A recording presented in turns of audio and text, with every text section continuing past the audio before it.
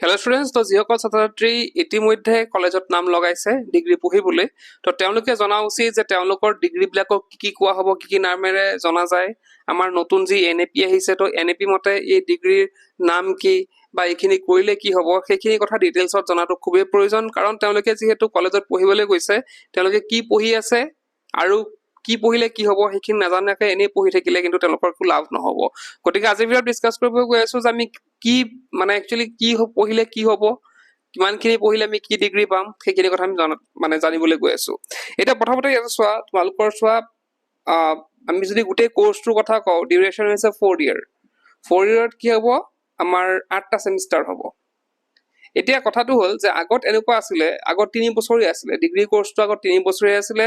তো 3 বছৰ কৰিবলগীয়া হৈছিলে। 3 বছৰ কৰাৰ পিছত ছাত্ৰ ছাত্ৰীসকল ওলাই গৈ পেলাই তেওঁলোকে গ্ৰেজুৱেশ্যন লাভ কৰিছিলে। কিন্তু বৰ্তমান অলপ চিষ্টেমটো বেলেগ হৈছে। এতিয়া ছাত্ৰ ছাত্ৰীয়ে ইচ্ছা কৰিলে মাজতে ওলাই যাব পাৰে। 3 বোলে মই 3 বছৰ নকৰোঁ, মই 2 বছৰ কৰিম বা 1 বছৰ কৰিম বুলিও ক'লেও তেওঁলোকে কৰিব পাৰে।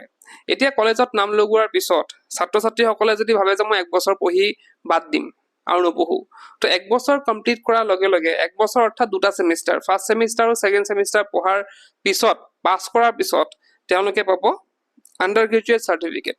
তেওঁলোকে যদি ভাবে যে মই এইটো বছৰৰ পিছত আৰু নপঢ়ো, পঢ়া বাদ দিম, সেই চাৰ্টিফিকেট এখন দিয়া হ'ব আৰু তাৰ নাম হৈছে আণ্ডাৰ গ্ৰেজুৱেট চাৰ্টিফিকেট। তাৰপিছত তেওঁলোকে যদি ভাবে কোনোবা ছাত্ৰ ছাত্ৰীয়ে যে নাই মই 2 বছৰ পঢ়িম, বোলে মই ফাৰ্ষ্ট ছেকেণ্ডটো পঢ়িলোৱে, থাৰ্ড ফ'ৰ্থটো পঢ়িম, তো থাৰ্ড ফ'ৰ্থ পঢ়াৰ পিছত তেওঁলোকে যদি ভাবে যে মই কলেজ বাদ দিম, তেতিয়া তেওঁলোকে পাব আণ্ডাৰ গ্ৰেজুৱেট ডিপ্ল'মা। সেইটো কি বুলি ক'ব, ডিপ্ল'মা বুলি ক'ব, 2 বছৰীয়া ডিপ্ল'মা। নেক্সট যদি ভাবে যে মই 3 বছৰ পঢ়িম, তো 3 বছৰ পঢ়াৰ পিছত তেওঁলোকে পাব কি, বেচেলাৰ্ছ ডিগ্ৰী। এতিয়া এই যে বেচেলাৰ ডিগ্ৰী বুলি আছে, বহুতে কথাটো হয়তো নাজানে যে এইটোকে গ্ৰেজুৱেশ্যন বুলি কয়। বেচেলাৰ ডিগ্ৰীটোকে কি বুলি কোৱা হয়, গ্ৰেজুৱেশ্যন বুলি কোৱা হয়।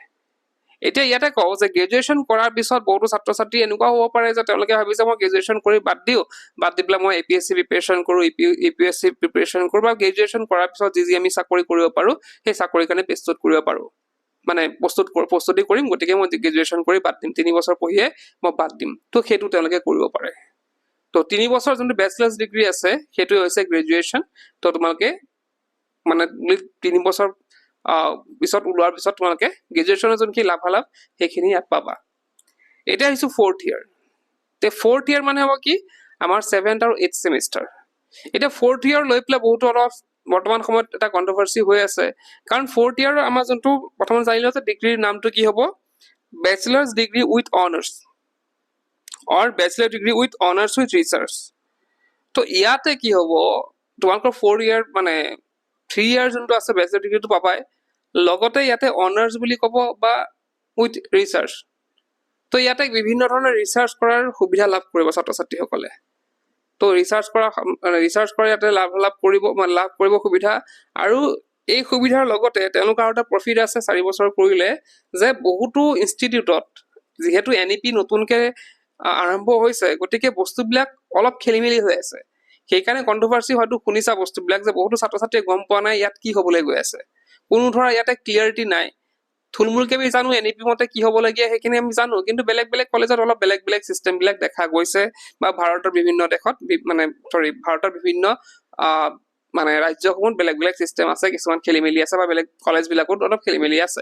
এতিয়া বিভিন্ন ক্ষেত্ৰত দেখা যায় যে এই যে 4 বছৰীয়া যোনটো আছে সেইখিনি মানে ডিগ্ৰী কৰাৰ পিছত 4 বছৰীয়া, তাৰপিছতে কি হয়, বহুতে ডাইৰেক্টলি PhD কৰিব পাৰে, বহুতে সেইটো অফাৰ কৰে, বহুতো কলেজে অফাৰ কৰে বা বহুতো ইউনিভাৰ্চিটি অফাৰ কৰে যে তেওঁলোকে ডাইৰেক্টলি কি কৰিব পাৰিব, PhD কৰিব পাৰিব। আৰু ক'ৰবাত এনেকুৱাও দেখা যায় যে 4 বছৰ কৰাৰ পিছত তেওঁলোকৰ মাষ্টাৰ্ছ যোনটো আছে, এনেই আমি নৰ্মেলি PhDটো কেতিয়া কৰিব পাৰোঁ, মাষ্টাৰ্ছ কৰাৰ পিছত আমি PhD কৰিব পাৰোঁ। তো বহুতো ইউনিভাৰ্চিটি এনেকুৱা আছে যে তেওঁলোকে কি কৰে, বোলে 4 বছৰীয়া তেওঁ ডিগ্ৰী কৰিলে, কৰাৰ পিছত মাষ্টাৰ্ছ কৰিব তেওঁলোকক এনে 2 বছৰ লাগে, কিন্তু 1 বছৰ তেওঁলোকক দিয়া হয়। মাষ্টাৰ্ছ কৰা তেওঁলোকে 1 বছৰ মানে 1 বছৰতে কৰিব পাৰে, আৰু কৰি পেলাই ডাইৰেক্ট PhD কৰিব পাৰে। তো তেনেধৰণেও দিছে।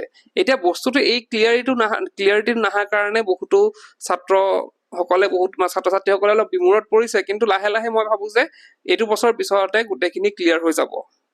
যিসকলে ইতিমধ্যে কলেজত নাম লগাইছে তেওঁলোকৰ ধৰ আৰু 3 বছৰমান আছে সেই মানে সেইখিনি বস্তু ফেচ কৰিবলৈ, গতিকে তেতিয়ালৈকে সেইখিনি বস্তু ঠিক হৈ যাব।